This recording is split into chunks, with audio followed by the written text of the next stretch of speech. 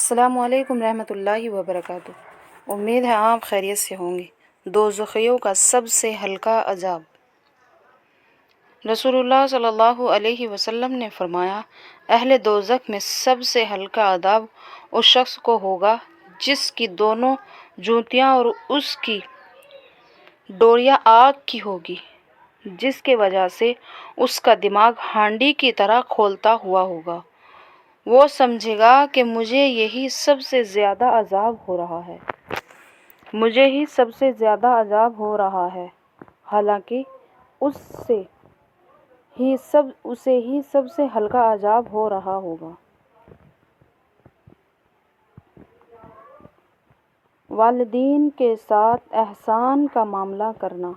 قرآن میں اللہ تعالیٰ فرماتا ہے، تمہارے رب نے فیصلہ کر دیا ہے کہ اللہ کے علاوہ کسی اور کی عبادت نہ کرو اور والدین کے ساتھ احسان کا معاملہ کرو۔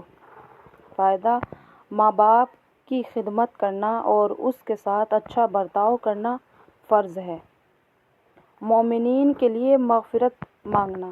رسول اللہ صلی اللہ علیہ وسلم نے فرمایا، جو شخص مومنین مردوں اور مومنین عورتوں کے لیے مغفرت طلب کرتا ہے، اللہ تعالیٰ اس کے لیے ہر مومنین مرد اور ہر مومنین عورت کے ایک نیکی لکھ دیتے ہیں۔ کسی کی زمین ناحق لینا۔ رسول اللہ صلی اللہ علیہ وسلم نے فرمایا، جس نے کسی کی ناجائز طور پر معمولی سی زمین لی تو اس کو ساتوں زمین کا طوق پہنایا جائے گا اور اس کی فرائض و نوافل عبادت قبول نہ ہوگی، جس کے بدلے اس کے گناہ